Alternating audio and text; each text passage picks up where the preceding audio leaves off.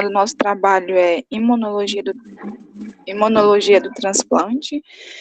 No slide está os acadêmicos que estão participando desse trabalho. Pode passar o slide.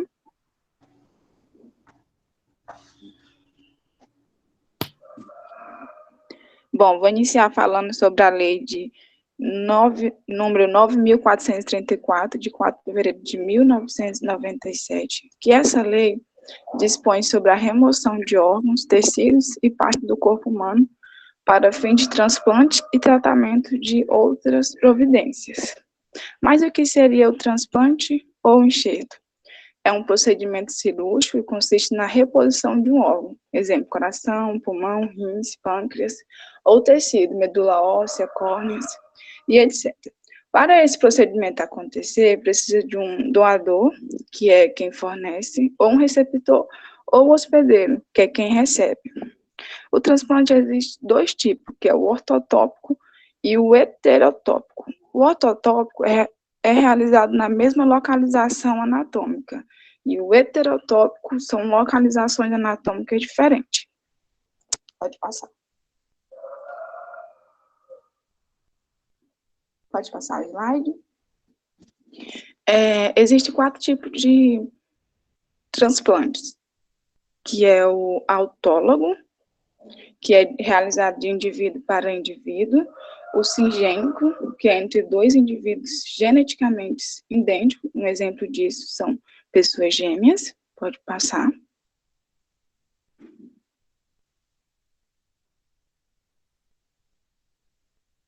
O aloenxerto, que é um transplante realizado entre 2 indivíduos geneticamente diferentes, porém da mesma espécie, ou seja, homem e mulher.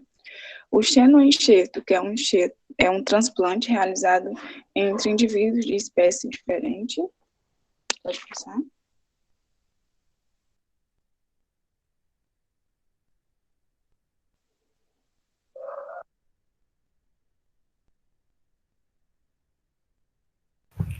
Bom dia, meu nome é Ana Flávia, eu vou falar sobre o xenotransplante.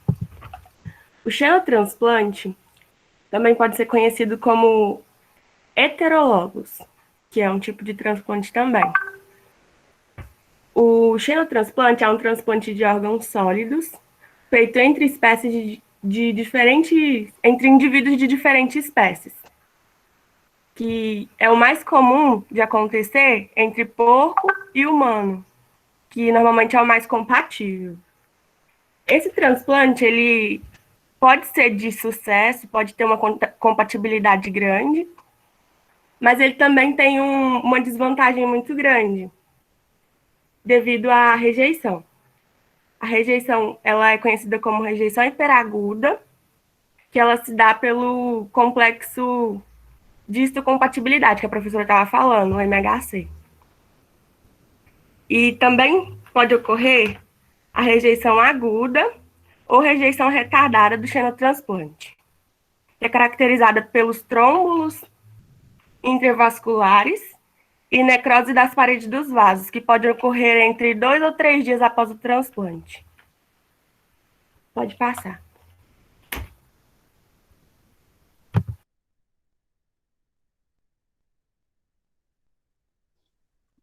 Bom dia, meu nome é Arthur. Vou falar sobre a natureza dos alotígenos.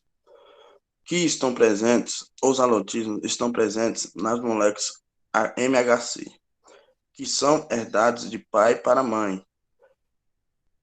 Portanto, há intrinsecamente... professor, desculpa, eu estou muito nervoso hoje. Arthur, pode deixar, eu falo para você. Os aloantígenos estão intrinsecamente relacionados ao MHC, ou em humanos a gente chama de HLA, que ele é herdado dos pai e a mãe, passam para o filho a linhagem. E no momento do enxerto, é realizado os testes de compatibilidade, antes que ocorra o enxerto, para saber se é compatível ou não o MHC, porque vai influenciar diretamente na rejeição do tecido ou do órgão. Pode passar.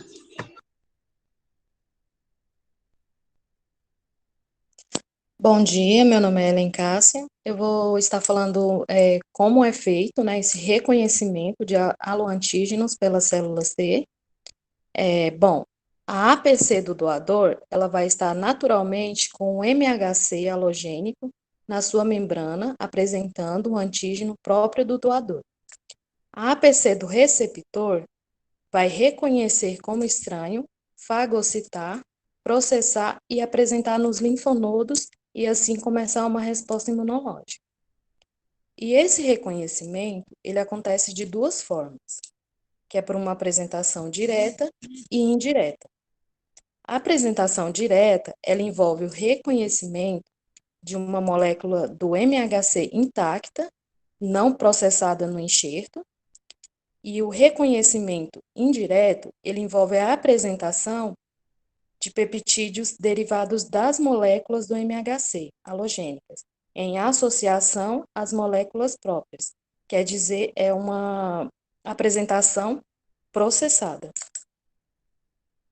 Pode passar.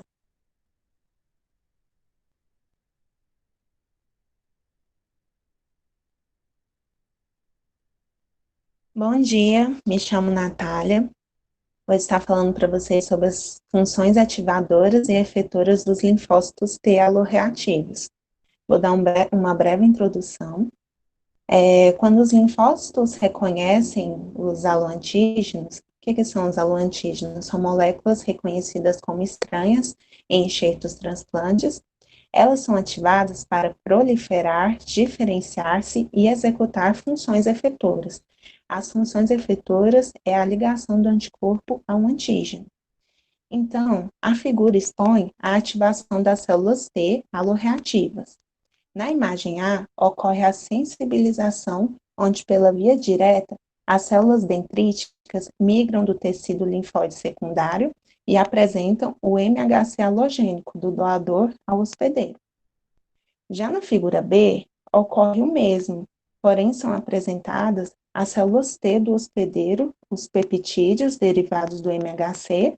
Com isto, as células efetoras alorreativas medeiam dano levando à rejeição. Pode passar, por favor.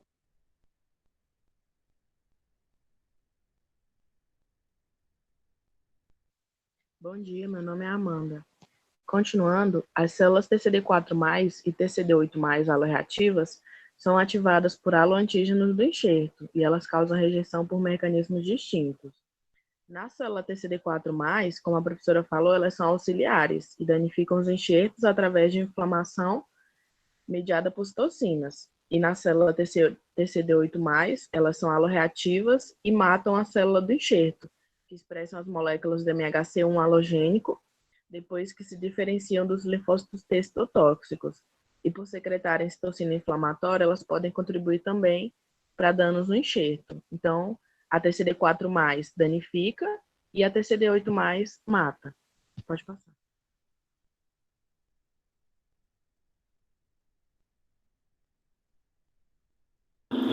Bom dia, eu vou falar um pouco sobre a reação linfocitária mistas. Como a Amanda já falou aí sobre a TCD4 e a TCD8, eu vou explicar um pouco sobre como ela funciona no doador X e no doador Y. As células TCD4 do doador X, elas reagem com as moléculas de classe 2 do doador Y.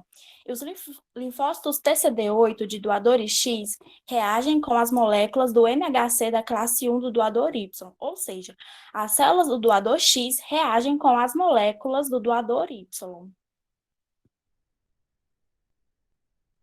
Pode passar. Bom dia, eu sou Vanessa e vou falar sobre os padrões e mecanismos de rejeição de enxertos, especificamente da rejeição hiperaguda. Ocorre o transplante e o sistema imune do paciente entende que é algo estranho.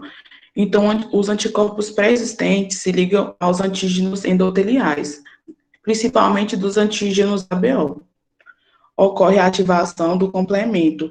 Esse complemento ele é estimulante e, com isso, ocorre a lesão endotelial, exposição das proteínas e a ativação das plaquetas, que gera uma vesiculação nas células endoteliais, que leva a uma coagulação e perda do heparan-sulfato proteoglicanos, resultando em trombose e oclusão. E, nesse caso, o enxerto sofre necrose isquêmica irreversível, e assim leva à perda desse enxerto. Falar também sobre a rejeição aguda. Em resposta ao enxerto, as células TCD4, CD8 e células APCs, que são as células apresentadoras de antígenos, se ligam aos anticorpos aloreativos das células endotelial. E essa ligação ativa o complemento que ocorre a lesão endotelial, intersticial e parenquimal, que leva à lise das células, o recrutamento e a ativação de neutrófilo, que, por consequência, gera a formação de trombos, levando a uma necrose transmural. E quando ocorre essa necrose transmural, também ocorre uma perda do enxerto.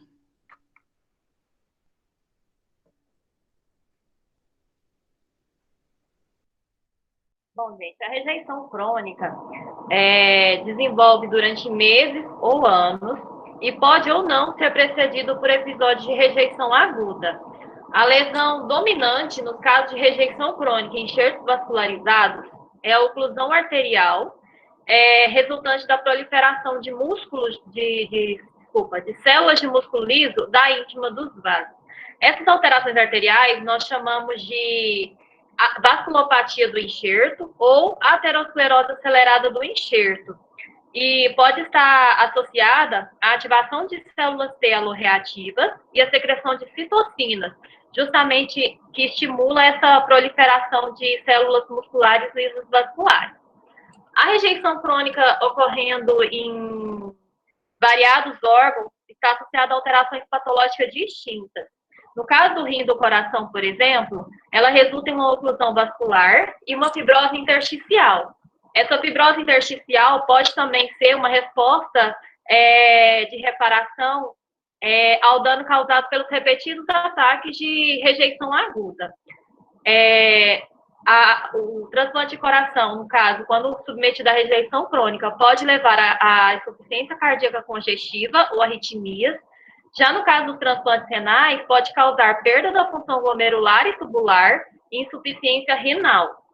Os transplantes de pulmão, quando são submetidos a essa rejeição crônica, pode demonstrar o que chamamos de bronquiolite obliterante, que são espessamentos nas pequenas vias aéreas. Já no caso dos transplantes de fígado, pode ocorrer ductos biliares fibróticos e não funcionais. Pronto, pode passar. Bom dia. Eu vou falar sobre os imunossupressores no tratamento ao transplante, que os imunossupressores visam reduzir a resposta imunológica do receptor. São utilizados fármacos para inibir a resposta e também utilizam métodos como a plasmaferese, para que não ocorra rejeição do enxerto. E está relacionado ao mecanismo e morfologia, né, do MHC1 e MHC2. Possui várias desvantagens também com essa imunossupressão, que está relacionada ao paciente ficar susceptível a infecções intracelulares recorrentes, devido à imunidade dele estar baixa e ter vírus, bactérias oportunistas. E vai ter também surgimento de tumores, como sarcoma cervical do colo uterino, que é pelo papiloma vírus humano. E também a toxicidade, devido às dosagens desse medicamento. Embora os médicos tentem reduzir essa toxicidade, fazendo combinações de vários fármacos e ajustando sempre a dosagem. E alguns dos medicamentos utilizados é a ciclosporina, que ela vai inibir a ativação da calcineurina e a interleucina 2, que eles vão bloquear e inibir para que ocorra todo o mecanismo. Eles utilizam também a rapamicina, que também atua na proliferação, bloqueando o mTOR. E aí, o que acontece? Eles visam utilizar mais de um fármaco, porque o mecanismo da da imunidade, né, o sistema imunológico, ele reage em forma de cascata. Então, se eles não conseguirem com um só medicamento e também para não ficar em superdosagens, eles tentam com dosagens mínimas com vários fármacos, porque mesmo usando os imunossupressores, tem o problema de rejeição crônica, né? Que com o tempo, mesmo com os fármacos, o sistema humano, né, o mecanismo imunológico, ele tenta de várias formas rejeitar esse órgão enxertado. Pode passar.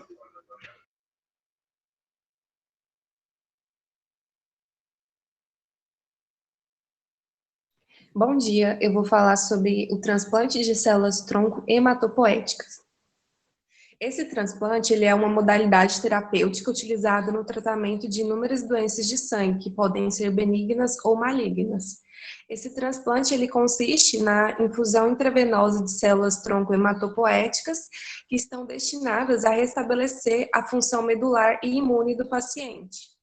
A realização desse transplante, ele se baseia no fato em que todas as células maduras que circulam no sangue, que são os glóbulos vermelhos, brancos e as plaquetas, elas promovem uma única célula, que é denominada de célula-tronco, ou também pode ser chamada de célula progenitora.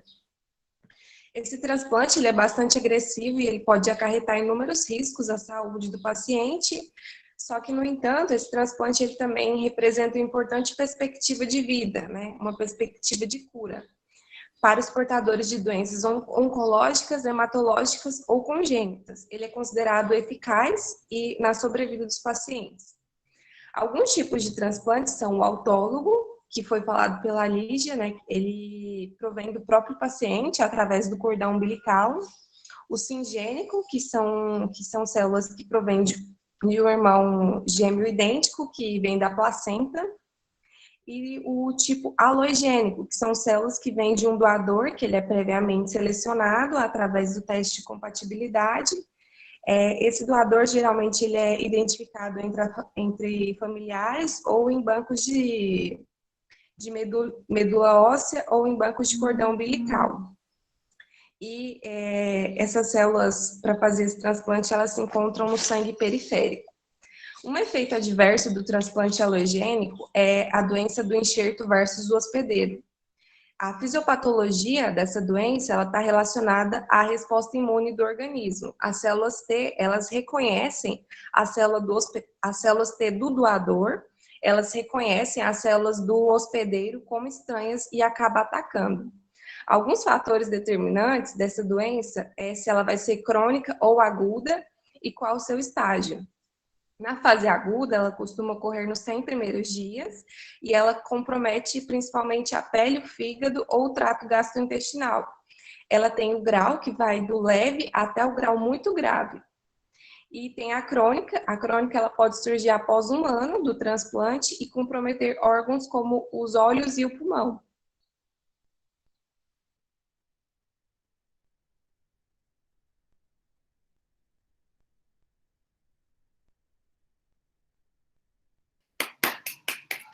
Muito bem, pessoal.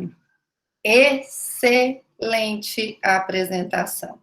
Em todos os sentidos. Vocês observaram que o conteúdo é longo. Vocês conseguiram ser objetivos e conseguiram apresentar dentro do tempo previsto. Todo mundo falou, o grupo ficou grande, mas como era um tema complexo, foi bom que cada um falou um pouquinho e deu tudo certo. Realmente, vocês estão de parabéns. Não é um tema fácil.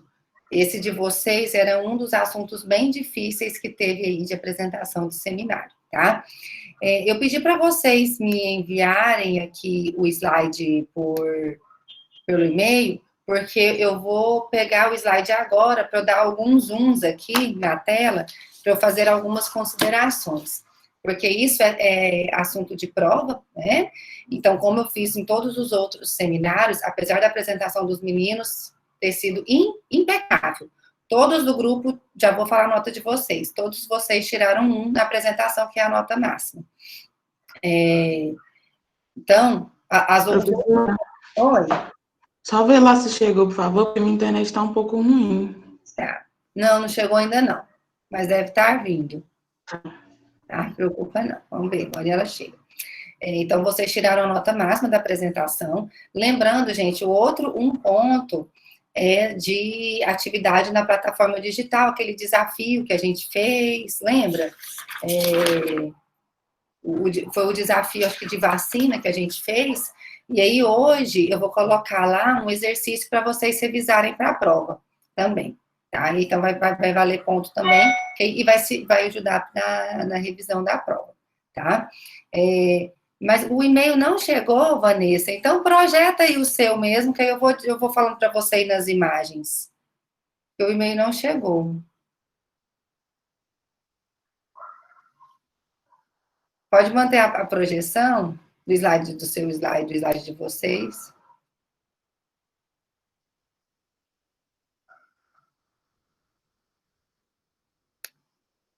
Tá conseguindo projetar, não? Tô tentando, tá aí, né? Inicialmente, gente, vamos lá. Inicialmente, os meninos falaram das diferenças de transplante. Então, tem aquele transplante que é feito... põe aquela imagem do Arthur, que era para o Arthur apresentar, e que a Rosana ajudou. Muito bonito da sua parte, Rosana. Tá? Aquela imagenzinha, o slide 6 aí.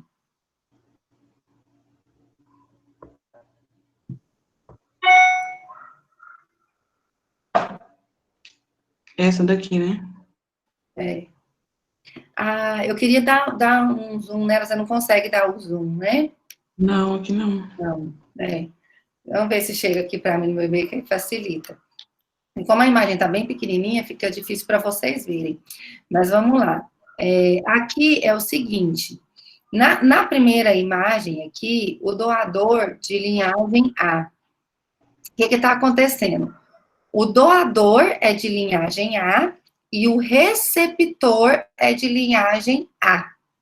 Ou seja, até a cor deles aqui, ó, eles são idênticos. Então, quando a gente tem no caso desse, não ocorre rejeição. Então, se vocês forem ver aqui, ó, enxerto singênico não é rejeitado. Como os meninos abordaram, tem os transplantes autólogo. O que é o autólogo? É da pessoa para a própria pessoa. Como é da própria pessoa, a gente não vai ter rejeição. Por quê? Porque é próprio. A gente só rejeita o que é estranho, né? Então, não vai ter rejeição. No caso do transplante singênico, como os meninos abordaram, transplante singênico é transplante entre indivíduos diferentes, mas esses indivíduos, eles são idênticos. Foi o que os meninos citaram, é um transplante entre gêmeos idênticos. Como eles são idênticos, não vai ocorrer a rejeição, porque eles são idênticos. A gente só rejeita o que é estranho. Então, é o que acontece aqui nesse primeiro caso, no A. Linhagem A, doa para quem é da linhagem A, ou seja, eles são idênticos, não ocorre rejeição. Vanessa, chegou aqui. Chegou e pode parar de... Pode parar que eu vou projetar, que eu acho que vai ser mais fácil. Eu vou dando um aqui na hora que eu precisar. Vou apresentar aqui. Aqui. Então, gente, olha aqui o que vocês observam. Deixa eu... Aqui, ó, vamos lá. Então, aqui, ficou melhor? Vocês estão conseguindo ver melhor? Ficou. Né? Então, aqui, ó, na letra A, linhagem A, você viu que eles são idênticos, são até da mesma cor, não ocorre rejeição. Nesse caso B, olha o que está acontecendo. O doador é da linhagem B. O receptor é da linhagem A. Então, aqui, eles são diferentes, né? Então, desse jeito, é o que eles chamam de transplante halogênico, ou halo-enxerto. Então, halo-enxerto são de indivíduos diferentes. Então, quando pega e coloca, olha o que vai acontecer, gente. Vai ter rejeição. Por quê? Porque é estranho. Esse verdinho nunca viu essa pele, essa estrutura desse meio rosinha aqui, meio bege, sei lá que cor que é essa. Então, para o verdinho, isso aqui é completamente estranho. E o que o sistema imunológico faz quando entra em contato com algo que é estranho? Expulsa, né? E aí tem a rejeição. Então, o enxerto inteiro é rejeitado. Então, hoje, para a gente fazer o transplante, a gente precisa fazer entre indivíduos diferentes, a gente faz testes de compatibilidade. O que são testes de compatibilidade? Eu comparo o MHC do doador com o MHC do receptor. Né? Então, aqui, ó, o MHC-A é diferente do MHC-B, então são completamente distintos, esse transplante ele não pode ser realizado. A gente precisa achar um doador compatível. Olha o que acontece nesse outro caso. O doador é de linhagem B, então ele tem o MHC-B. E ele está doando para um camundongo que é de linhagem AB, ou seja, ele tem MHC-A e MHC-B. Ou seja, são indivíduos diferentes, eles não são gêmeos idênticos, são pessoas diferentes, só que eles têm uma compatibilidade de MHC. O que significa isso? Esse que vai receber, ele tem um pouquinho do MHC-B, que o doador tem MHC. Então, quando a gente faz os testes de compatibilidade, é quando a gente vê, opa, achei um doador compatível. Quando a gente acha um doador compatível, que é igual a esse caso, o risco de rejeição é muito pequeno, porque a gente fez os testes de compatibilidade. Então, apesar deles serem diferentes, o MHC é parecido, então eles são compatíveis, e então é quando pode fazer o transplante que vai dar tudo certo, entendeu? Mas é claro que os meninos comentaram, a Rosana comentou de forma espetacular sobre o uso de imunossupressor. Às vezes não, mesmo achando um doador compatível, existe o risco de ter uma rejeição, porque ele não é 100% compatível. Então, por isso que esse paciente faz o uso de imunossupressor, que daqui a pouco eu vou reforçar aí a informação que a Rosana falou, né, que ela falou bem direitinho, o slide ficou muito bem feito. O slide de vocês, gente, impecável, né? Aqui, tá fazendo diferente. Aqui, um camundongo tem um MHC-AB, tá doando para um camundongo purinho. Agora, gente, esse camundongo aqui é muito puro mesmo. Então, quando misturou, vocês viram que até a cor aqui mudou? Ficou tipo verde, bege, bege, né? Então, aqui, essa estrutura aqui é diferente desse camundongo que é muito purinho. E então, ele acaba rejeitando também, né? Então, esse aí foi o ponto que os meninos explicaram aí, que tem os tipos de transplante diferentes, quando rejeita e quando não rejeita. Depois, eles falaram sobre o reconhecimento de antígeno, né? Acho que foi a Ana Flávia que comentou dessa parte. Então, aqui nada mais é do que o processo de apresentação de antígeno que eu tinha mostrado para vocês. Olha aqui, a célula dendrítica, ou a célula apresentadora de antígeno, tá aqui o MHC e tá aqui o peptídeo, o antígeno, né? Então, a célula apresentadora de antígeno, ela está apresentando o antígeno por linfócito T. E aqui, no caso, eles falam, né, que é halogênico. Halogênicos são entre seres diferentes. Então, quando a célula T reconhece, gente, ela reconhece o que é estranho. Ela reconhece o halo antígeno, ou seja, aquela parte do transplante que é diferente, que é estranho. E aí, essa célula T vai reagir, ela é aloreativa, ela vai reagir contra o que foi transplantado. Então, a célula T, quando ela reconhece esse transplante como sendo estranho, assim, opa, isso aqui é algo estranho. O que a célula T vai fazer? Vai reagir. Né? E aí, aqui nessa imagem, mostra bonitinho o que acontece. Olha só. Aqui, nós temos a célula do doador, porque mistura, né, gente, o doador com o receptor. Então, aqui eles estão fazendo um transplante de rim, né? Aí, tem a célula do doador, que está doando o rim. O receptor, ele tem resposta imunológica.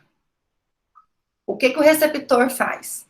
O receptor, quando ele vê o antígeno do rim, que é estranho, a célula dendrítica dele fagocita tudo que é estranho. Viu que é estranho? Isso aqui é como se fosse uma bactéria.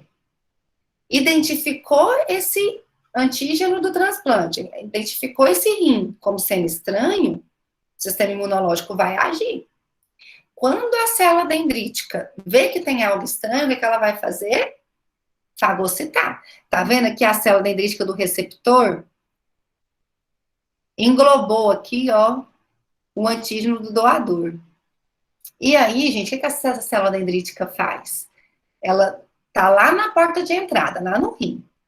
Ela pegou o antígeno do rim e vai lá pro linfonodo, que é onde tem linfócito T.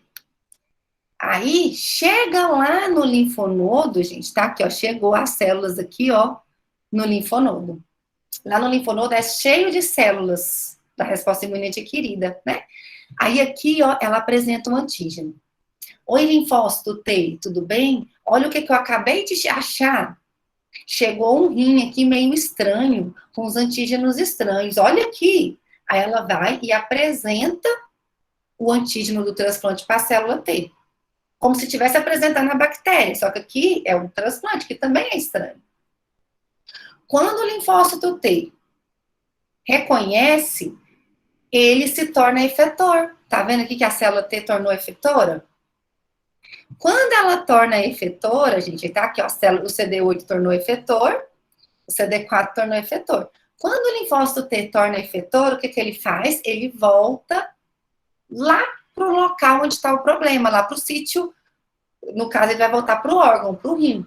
No caso da infecção, ele vai voltar pro órgão, que é onde está o antígeno, que é onde está o estranho. Por quê? Porque a gente destrói tudo que é estranho. Esse é o intuito do nosso sistema imunológico.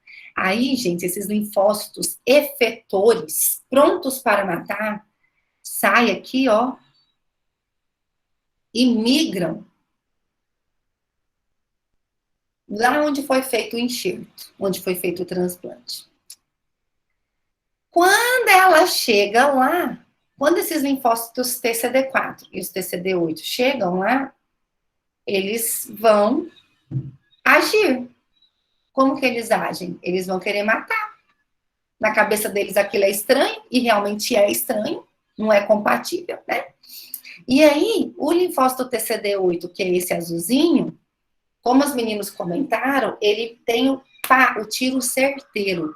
Ele mata a célula-alvo e destrói. Os linfócitos TCD4, né, eles liberam as citocinas que vão agir de forma indireta. A gente vai falar mais detalhadamente disso depois. E mata. Então, desse jeito aqui, gente, vai ocorrer a rejeição. Todo mundo entendeu essa parte? Que é algo que acaba que é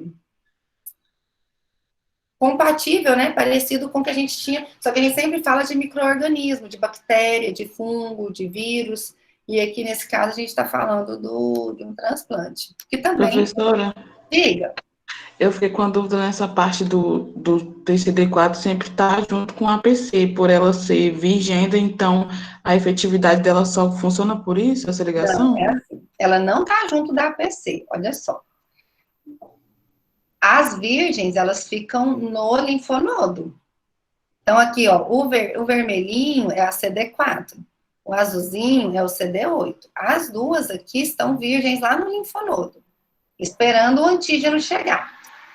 Lá na porta de entrada, lá onde foi feito o transplante, tem as células teciduais lá. Célula dendrítica, macrófago, mastócito.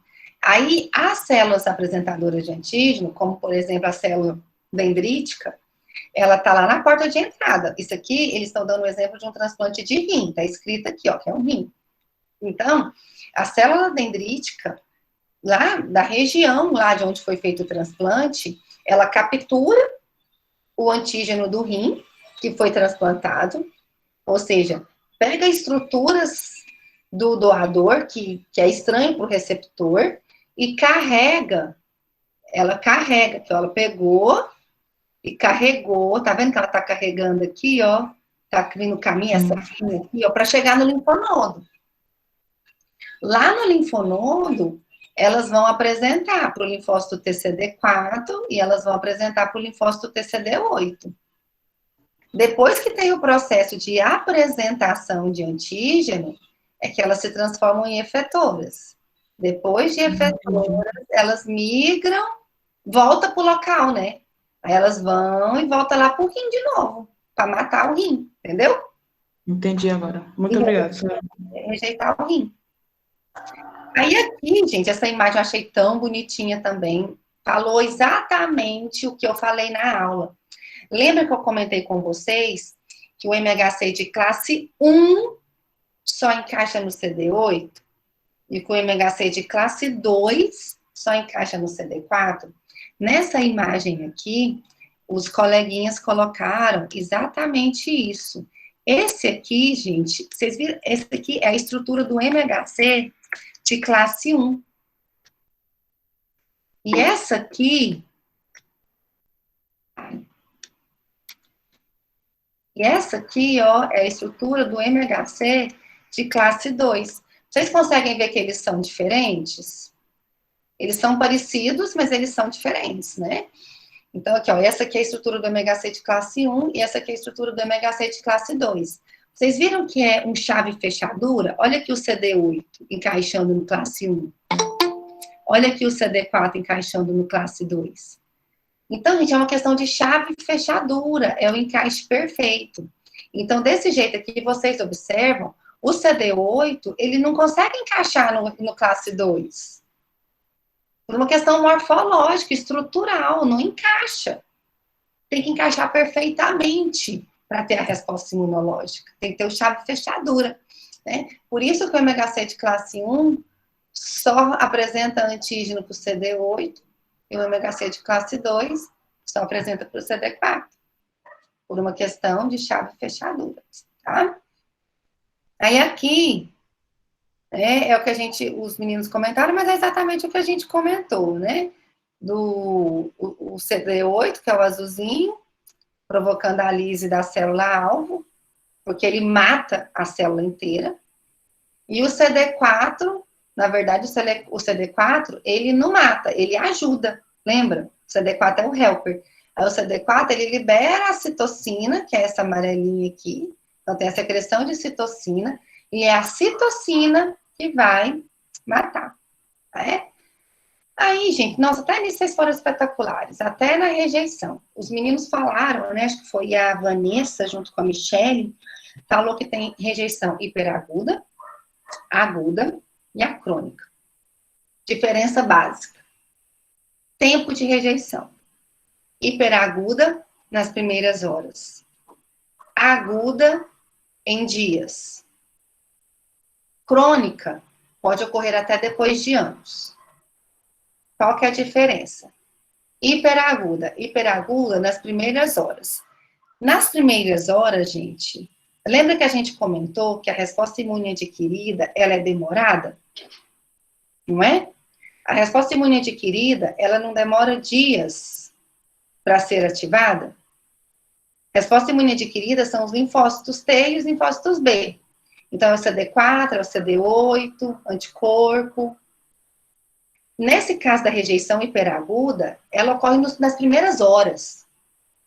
Nas primeiras horas, gente, não tem como, é impossível. Não tem como ter resposta de linfócitos T. Então, como que ocorre essa rejeição? Porque o linfócito TCD4 e o linfócito TCD8, ele ainda está virgem, ainda não tem jeito. Então, essa rejeição, ela ocorre pela ativação do sistema complemento. Então, a gente ainda não falou detalhadamente sobre o sistema complemento, mas a gente já comentou que sistema complemento é resposta imune inata. Ou seja, sistema complemento, a gente já nasce com ele. Então, o sistema complemento, quando ele é ativado, então, o sistema complemento, quando ele sofre a ativação, como que ele responde? O sistema complemento também faz inflamação. Então, o que provoca a rejeição desse enxerto aqui é a inflamação. A inflamação pode levar à formação de trombos. O trombo pode provocar uma oclusão vascular e ter uma necrose e você perder o órgão que foi transplantado. Aí os meninos depois falaram do transplante da rejeição aguda. A rejeição aguda já demora dias. Aí tem a participação dos linfócitos TCD4 e dos linfócitos TCD8, né? O linfócito T, CD8, ele age diretamente. O linfócito T age diretamente e destrói, né, o enxerto. E os linfócitos T, CD4, eles liberam citocinas que são inflamatórias. Então, por exemplo, o linfócito TH1 ativa o macrófago, por exemplo, ativa neutrófilo. E aí, essa inflamação do macrófago no neutrófilo pode levar ao dano tecidual e perder o vaso também. Então, é a inflamação que pode levar à perda desse órgão também. Na crônica, gente, na crônica, já pode demorar meses, anos. Tem gente que tem, assim, 2 anos que fez o transplante e ocorre a rejeição. Então, ela é uma rejeição lenta. E por que ela ocorre? Como os meninos comentaram, no processo inflamatório, lembra que tem um reparo tecidual? No reparo tecidual, ocorre a formação de novos vasos e de novos tecidos. Como essa aqui, as agressões são lentas, fica anos com a agressão. A cada agressão, a gente tenta formar um novo tecido para fazer um reparo tecidual. Até que começa a proliferar células. Então, vocês observam aqui, no início, olha aqui o tamanho do orifício do vaso sanguíneo, desse vaso. Olha aqui depois o tamanho do orifício. Por que o orifício diminuiu? Porque ocorreu a proliferação tecidual aqui, ó. E aí, fez a oclusão do vaso. Oclusão de vaso diminui a irrigação do órgão, e aí perde. Professor, Diga. eu vi uma vez, eu não me lembro ao certo onde, mas falando assim que o transplante, em algum momento da vida do transplantado, o organismo dele vai rejeitar aquele órgão. Isso é verdade ou não? Na verdade, pode demorar anos? Não, na verdade, assim, nesse sentido. O transplante é no intuito de prolongar a vida do paciente, melhorar, aumentar a vida, prolongar mesmo, né? Ele vai viver um pouco mais com aquele órgão.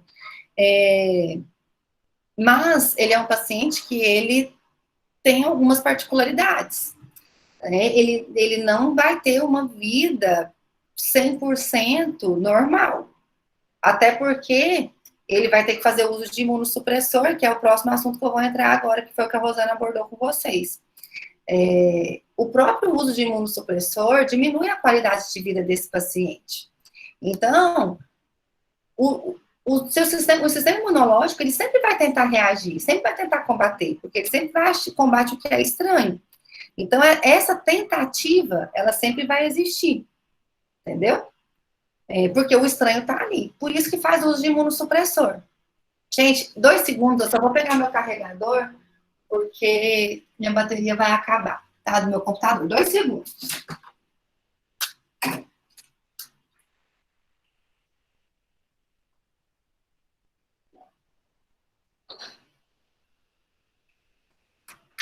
Eu esqueci de pegar meu carregador. Pronto, mas já deu tudo certo. Vai carregar. Então, gente, por que esse paciente vai ter que fazer o uso do imunossupressor? justamente para reduzir a resposta imunológica. Nós vimos aqui, a cada etapa da apresentação dos colegas, que a rejeição, ela ocorre por causa do sistema imune. O sistema complemento tenta rejeitar, o linfócito TCD4, o linfócito TCD8. Então, as células da resposta imunológica do receptor tentam expulsar aquilo que foi transplantado, aquele órgão recebido de quem doou, né? Então, aqui, o que a gente tem que fazer para não ter rejeição é diminuir a resposta imunológica. Como assim? Eu vou diminuir a resposta dos linfócitos TCD4 e dos linfócitos TCD8. Isso é que eu vou tentar fazer.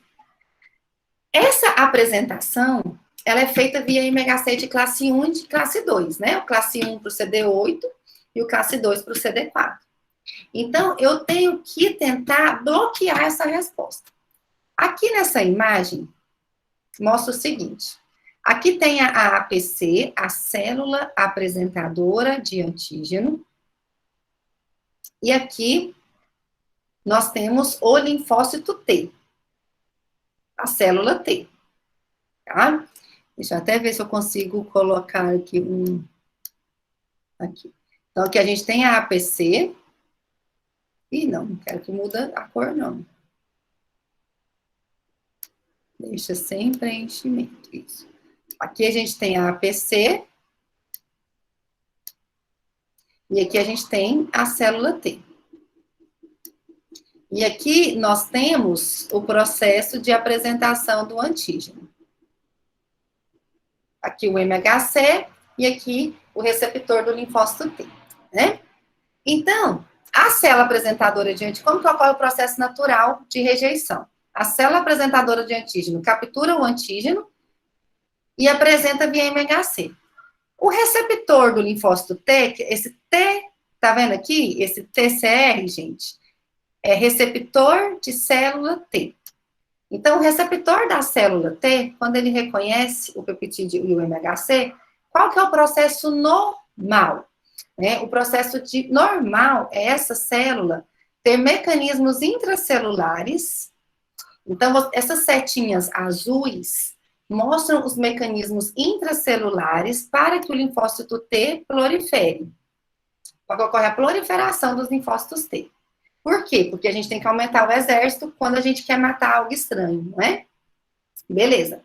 O que a gente tem que fazer, nesse caso, é não deixar o exército aumentar. Porque se o exército de linfócito T aumentar, vai ter a rejeição. Então, essas setas azuis mostram todas essas etapas para ter a proliferação. Então, é o seguinte, tem o estímulo, que a gente vai falar, depois da nossa N1, a gente fala desses estímulos. A célula T, para ela multiplicar, para ela ser ativada, para ela agir, ela precisa de estímulos. Pensa você, humano. Para você agir, para você melhorar, para você se tornar competente, você não precisa ser estimulado? Não precisa? Não é importante você ter coisas que te estimulam a ser um enfermeiro maravilhoso?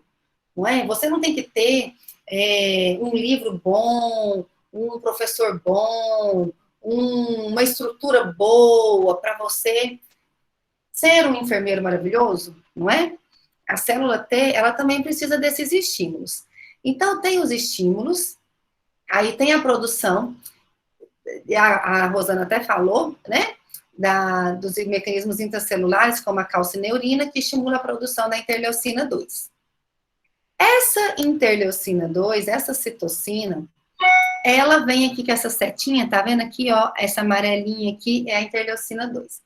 A interleucina 2, ela encaixa no receptor da interleucina 2, que estimula a proliferação dos linfócitos T. Então, se todas essas etapas intracelulares aqui, ó, azuisinhas, acontecerem, o linfócito T vai proliferar. Então, qual que é o intuito do imunossupressor? É não deixar o linfócito T proliferar. É reduzir a resposta imunológica. Então, como que ele vai agir? Porque agora Poxa, né? Como que ele vai agir? Bloqueando. Tem um imunossupressor que é a ciclosporina. O que a ciclosporina faz? A ciclosporina bloqueia essa etapa da calcineurina. Então, a ciclosporina não deixa produzir interleucina 2. Se não produz a interleucina 2, não vai ter a proliferação. Outro imunossupressor, o anti-TCR, que é o anti-TCR, que vai... O TCR é o receptor da célula, né? Então, ele vai, tipo, bloquear esse receptor aqui, ó. Aí não vai ter o chave fechadura. E aí não vai ter ativação. Tem imunossupressor que bloqueia a interleucina 2. Vem aqui, ó, e não deixa isso aqui acontecer. Se isso aqui não acontece, não vai proliferar. Tem imunossupressor, a rapamicina, que bloqueia esse mTOR, que não deixa proliferar. E tem esse outro imunossupressor aqui, a azatioprina, que também bloqueia a proliferação. Então, cada um tem um mecanismo de ação específico, mas qual que é o intuito de todos? Todos, a intenção deles é diminuir a resposta imunológica. Entenderam, pessoal? Complexo, né? Bem complexo. Mas os meninos conseguiram passar muito bem o conteúdo. Parabéns, meninos. Deixa eu ver aqui as perguntas no bate-papo para ver se eu consigo responder. Conheci uma pessoa que tinha feito 2 transplantes, estava na fila para o 3º. Cada transplante com intervalo médio de 10 anos. Infelizmente, ele não conseguiu o 3º. Achar doador compatível, gente, não é algo fácil. Nossa, mas que triste, hein? Essa pessoa precisar desse tanto de transplante. Nossa, triste mesmo. Porque realmente não é fácil achar um doador compatível. E lembrando, é mais fácil achar doador compatível quando tem muitos irmãos. Por isso que a gente vê casos, tem até uma novela aí da Globo, antiga, né? Que uma mulher tenta ter um filho para salvar a vida da filha mais velha, para achar um doador compatível, né? Então, essas coisas acontecem. Eu estava estudando e vi uma reportagem que as pessoas transplantadas têm uma expectativa de vida baixa. Exatamente, Vitória, isso acontece até pelo próprio medicamento, né? Porque os imunossupressores debilitam a resposta imunológica. Então, é um paciente que ele fica mais suscetível a infecções. Então, realmente, ele tem uma baixa expectativa de vida. Ele não vai viver, né, igual 100 anos. Mas, enfim, o intuito do transplante é prolongar a vida dele. Então, se você consegue um transplante, olha que beleza, se você consegue fazer com que essa pessoa viva mais 10 anos, mais 20 anos. Ela não vai viver eternamente, mas também ninguém vai viver, né? Então, o intuito do transplante é esse, é prolongar um pouco mais a vida da pessoa.